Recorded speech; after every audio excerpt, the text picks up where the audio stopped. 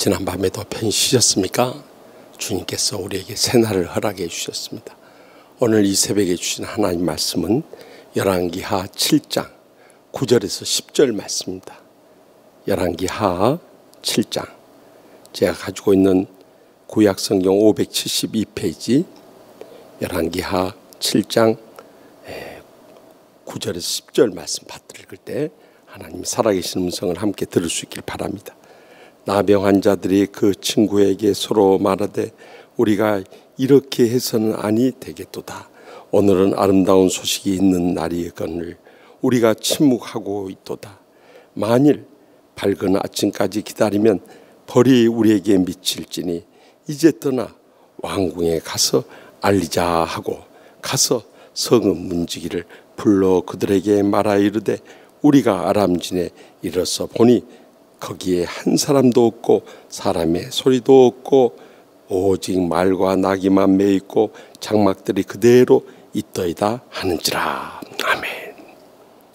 이스라엘이 아람의 대군대 사마리아가 성이 포위 되었을 때 그때 그 사마리아 안에 있는 사람들은 그 성 안에서 굶어 죽을 수밖에 없었어요. 그런데 하나님의 기적이 일어나게 됩니다. 그것은 이 나병 환자, 다시 말하면 한센병 환자 4사람이 이 밤중에 거니는 이 소리가 여기 본문 6절에 나와 있는 바와 같이 병거 소리와 말소리와 큰 군대의 소리로 들려온 것입니다. 그러자 아람 대군대의 병사들이 전부 두려움에 빠져서 달아나 버리고 맙니다.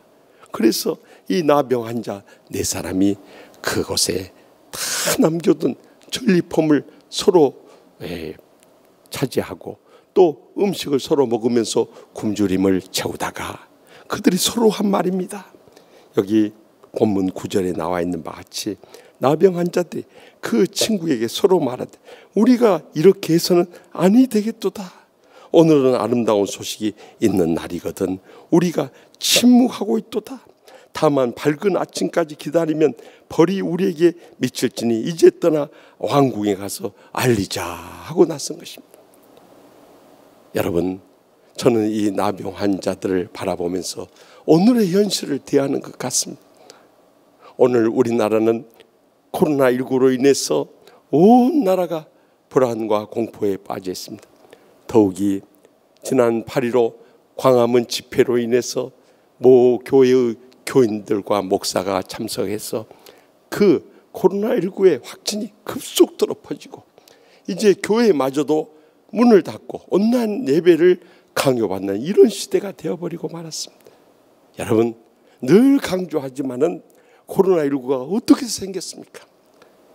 중국 시진핑 정권이 이 1억 명에 이르는 신자들을 핍박하면서 중국 땅에 있는 선교사님들 다 촉출시키고 더 나가서 3,000교에 이르는 예배당 다 불태우고 십자가 꺾어버리고 성경책 다 태워버리고 이렇게 극한 핍박을 하는 데서부터 이 코로나19가 시작된 것입니다. 그것도 중국에서 모범적으로 종교금지법을 만들어서 기독교를 가장 극렬하게 핍박했던 이 우한이라는 도시에서 어떻게 코로나19가 생겨날 수 있었겠냐는 것입니다.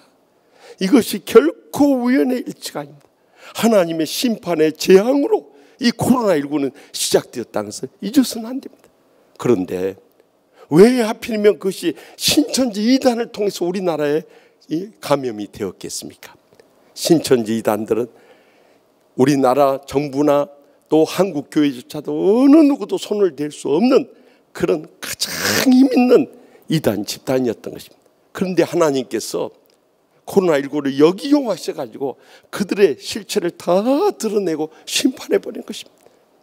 우리가 언제 이태원에서 동성애자들이 그렇게 모여서 춤을 추며 술에 마시며 밤을 샌 거 언제 알았습니까?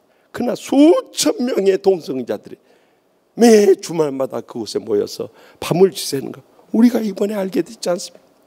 더욱이 극우 이 목사라고 자칭한 사람이 하나님 하나님 너도 까불면 나한테 죽어? 여러분, 이게 있을 수 있는 말입니까?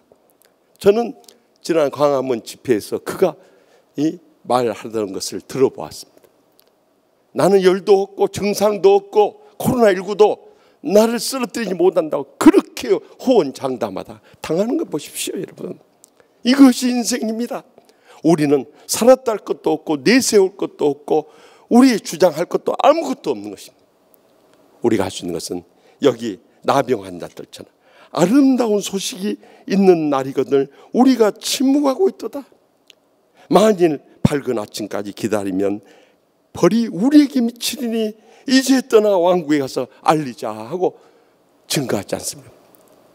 우리가 이 복음의 기쁜 소식을 전하지 않으면 우리에게 화가 있다고 바울 사도는 고린도전서 9장 16절에서 고백하지 않습니까? 그렇다면 이 복음이 무엇입니까? 복된 소식, 기쁜 소식 아닙니까? 그것은 누가복음 2장 10절에서 11절에 있는 말씀같이 천사가 이르되 너희는 무서워하지 말라는 거예요. 우리 주위에 되어진 일들에 대해서 절대 우리는 두려워해서는 안 되는 것입니다. 코로나19도 또 코로나19로 인한 경제적인 어려움도 또 아니 우리에게 닥쳐올 어떤 심판의 재앙도 두려워할 이유가 없는 것입니다. 우리는 구주가 나셨으니 그것이 곧 기쁨의 좋은 큰 기쁨의 좋은 소식이라 큰 복음이라고 증거한 것처럼요. 예수님께서 이 땅에 탄생하시고 십자가에서 죽으시고 다시 살아나시고 하늘나라를 오르시고 머지않아 우리로 데리러 오신 이 재림의 그날까지 우리는 이 복음을 전해야 되는 것입니다. 예수 없이는 살 수 없고 믿음 없이는 살 수 없고 예배 없이는 살 수 없음을 고백하면서 이루어야 되는 거예요. 여러분, 지난날 그 어려웠던 때를 생각해 보십시오. 죽음을 앞두었던 그 순간을 해고해 보십시오. 저도 몇 차례 죽음의 고비가 있었습니다만 그때 붙잡을 거 아무것도 없었습니다. 오직 예수, 오직 믿음, 오직 복음밖에 없었습니다. 그것을 붙잡고 예배 드리고 기도하고 찬양하고 영광 돌리고 충성을 다하다 보니까 여기까지 온 거요. 여러분의 일생도 돌이켜 보십시오. 이제는 우리가 살 수 있는 길은 다른 길이 없습니다. 복음으로 돌아가는 길입니다. 이 복음을 전파하는 것입니다. 복음을 끝까지 붙잡고 하려면 세상 승리하는 길밖에 없습니다. 다른 어떤 세상적인 복음, 인간적인 복음, 육신적인 복음, 율법적인 복음, 심지어는 인본주의 복음에 사로잡혀서는 안 되는 것입니다. 복음은 단순한 것입니다.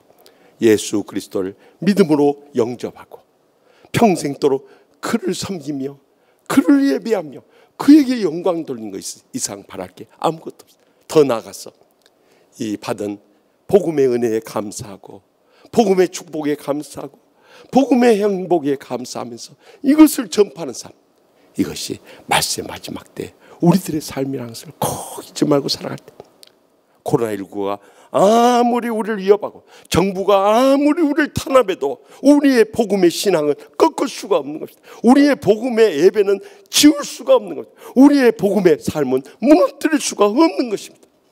오늘 이 새벽에 이 복음의 삶을 새롭게 회복하면서 우리의 삶으로 하나님의 살아계심을 증거하고 하나님 앞에 예배드리는 것이 복되고 하나님 없이는 한순간도 살 수 없음을 고백하면서 전파해 나갈 때 그것이 이 코로나19를 이겨낼 수 있는 지름길인 줄 확실히 믿습니다.